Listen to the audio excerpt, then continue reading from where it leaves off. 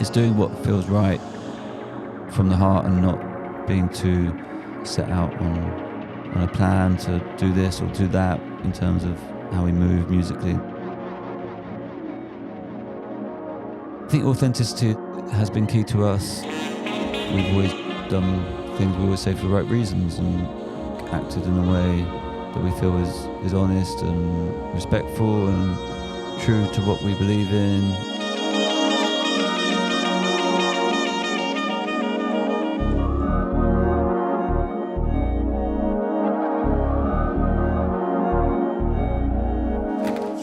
We've been around 20 years now, and we've seen a lot of trends come and go. We've seen a lot of artists come and go. We feel like we've always just tried to stick to doing what we feel we do best in the best possible way.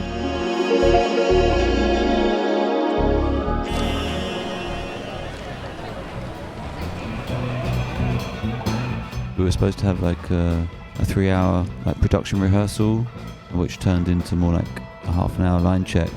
We were kind of banking on that time to really kind of run through everything and make sure we were all gelling as a band and was ready for it.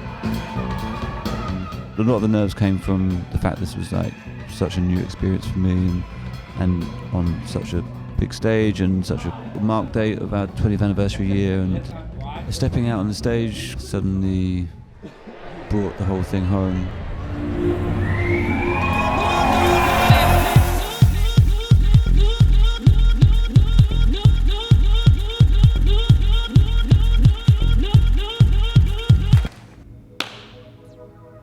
James and I met at school when we were about 15, so I guess back in about 1992. But quite quickly we kind of worked out we were both sort of into sort of dance music, started going to our first raves in East Anglia, which was at the time it was quite a hotbed for that scene, and also sort of early trips to like Ibiza as well were big kind of influences on what we do. James had already been promoting some events in Nottingham. A few of us came together, wanted to put on a party for our friends. There was no real kind of master plan. It was really like, you know, we've got our music, got our records, we've got a bunch of friends, let's find a great space and celebrate life and come together and, you know, put on a party. The name Secretsundaze came about, a few different strands kind of came together, so we were looking for a venue for a long time until we actually found 93 Feet East. But that venue was only available to us on a Sunday afternoon, on a Sunday basically. 93 Feet East as a venue is like tucked away just off Brick Lane. Back then it was quite an unknown, it wasn't really like a major spot, and we got into the idea of doing something on a Sunday.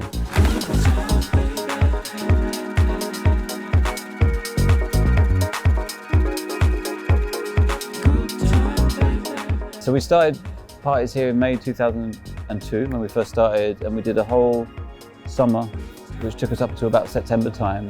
And then we came back the following May after like a whole break over the winter and the May bank holiday, and that was when kind of things really started kicking off, because I think it was the whole winter and everyone had been like starved from their fix of Secretsundaze, and everyone had been coming over the previous summer, been telling all their friends about it. And then we only did 1 or 2 parties that year, and then we lost the venue. We had to move. At the time there was loads of good spots around here that was like untapped, and like, you know, especially moving more into the city, which is very close to here.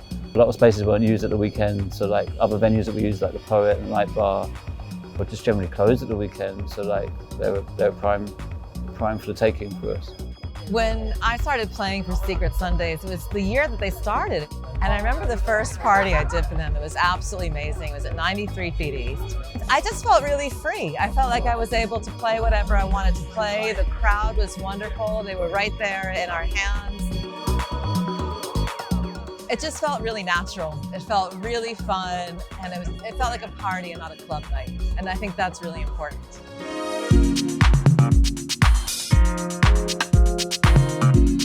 The Poet ran for like all of the second year and some parties in the third year. The party was illegal anyway. The landlord of the pub that we threw the party at had basically been grassed up by some kind of posh neighbour, lots of money. They had spoke to the council, so we had to stop doing the party. We actually met a young lad at the party whose father was the the main leaseholder who was renting out the pub to the landlord. And he's like, hey guys, I've got the keys to the terrace. Should we break in and do one? You know, we were like, yeah, why not? We were, you know, that just excited us even more at that point. Community's been really important to Secret Sundaze over the last 20 years. That's kind of how we started. And different friend groups started forming at the party, and whenever someone asks me, oh, how do you know that person? I'm like, through Secret Sundaze, you know? My current girlfriend, we actually had our first kiss at Secret Sundaze. But 15 years later, I see the same faces, I see new ones. Lots of DJs kind of keep coming back and playing, and you probably get the best house music in London at this party. So it's now been 5 years that I've been going to Secret Sundaze.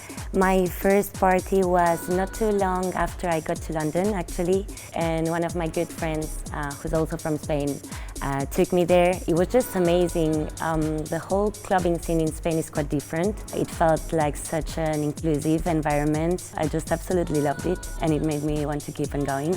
We know what we like to do and how we like to do things, and the people we like to surround ourselves with, and that includes, like, you know, booking talent and stuff.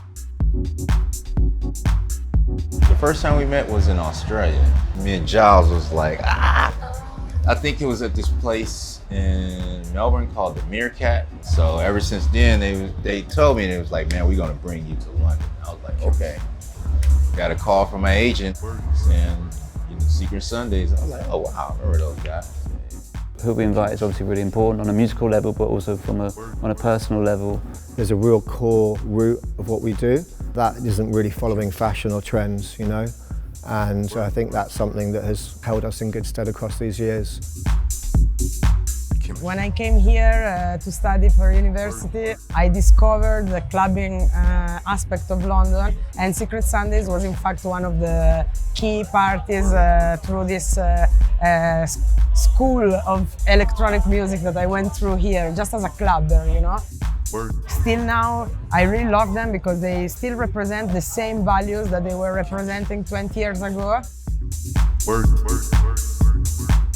Our mantras, Heart's Not Hype and True Dance Music Spirit, are kind of terms that I coined writing press releases, trying to describe our parties. You know, True Dance Music Spirit, first of all, there's in many ways you can interpret that. We kind of meant it from a musical angle in terms of referencing the past, referencing the roots of kind of black, gay dance music, but also equally thinking about, you know, the roots of the rave scene in the UK, which we're very much, you know, feel we've sort of come through. The word authenticity kind of really relates to all of that, doing things for the right reasons. In terms of True Dance Music Spirit, it's really about the way we try to carry ourselves, the way we want the energy in the party to be, the way we welcome people, love and warmth and openness.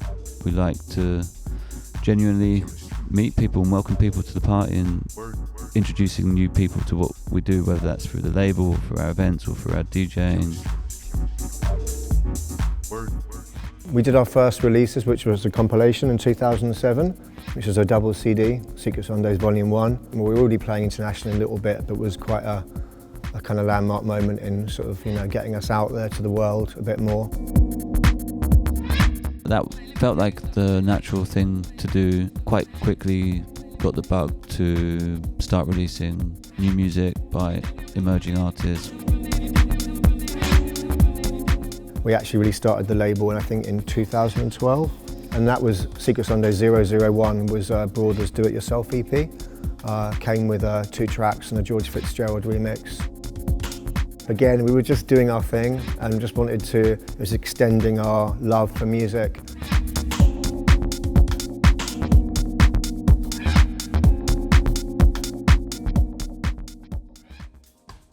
So the idea for the Spirit of Sundaze Ensemble came about 12 years ago when I was actually thinking about how to celebrate our 10th birthday. The core concept of the ensemble was for us to bring together a load of music that we've played over the years at Secret Sundaze, some since the first year, some since last year, you know, like a collection of music that's important to us and has been important to us as DJs and at the party and for our regulars and our crowd.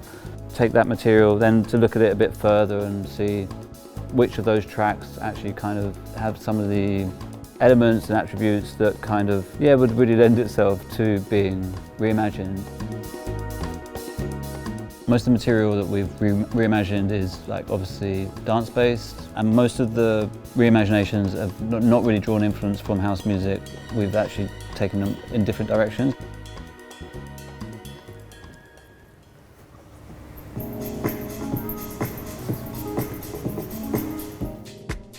Nathan Haynes' Earth is the Place.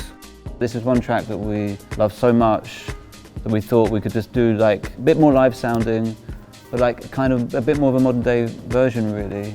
Phil Asher obviously died a few years ago, and it's, you know, was a big inspiration on Secretsundaze and the music that we played then and now. And he actually was the producer on it, did the beats. It's, you know, a very warm house track. Feels very live on the drums. It's got this sort of hypnotic kind of synth line. Just an incredibly heartfelt track that has a lot of meaning to us both. And there've been, you know, some real key memories for me DJing at our parties in Barcelona, at Sonar, at Panorama Bar, where one of us has dropped this, and, you know, our kind of faithful are singing their hearts out basically. So it means a lot to us. Do what I want to do. See who I want to see, go where I want to go, and be who I want to be. Laugh when I want to laugh. The recording process was pretty special. It was pretty magical really. Part of the inspiration for the whole project was the sort of vibrant scene in London around like the jazz world, the new jazz world, and I really wanted to, for those musicians that we chose, to have the opportunity to really show their sort of skills and creating new pieces of music that, with our vision, you know.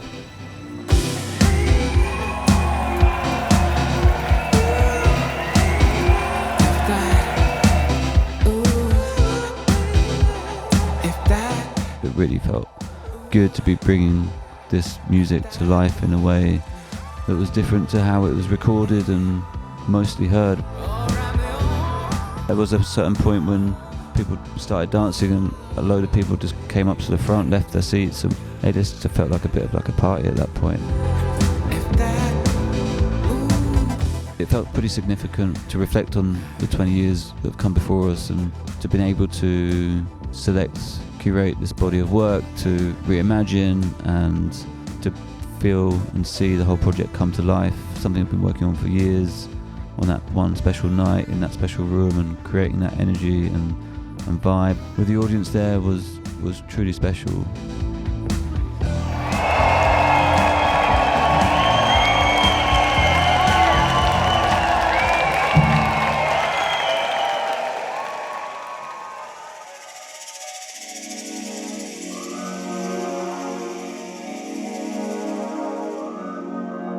We never set out to achieve anything with this other than like a really natural thing of wanting to play music to our friends. What's been really nice over the year is we have taken a bit of a time to like reflect on what we've done and where we've come from and where we are, and that journey's been also with our sort of community or audience or a lot of friends, and for a lot of people still to this day I think what we do is important to them and their kind of lives and their friendships they've made through Secretsundaze and maintained through Secretsundaze, and that, you know, that core audience and group is still important to a lot of people. It's our livelihoods and it's our passion, it's what we've done, but, you know, it's grown beyond what it is about us, and it's a wider thing.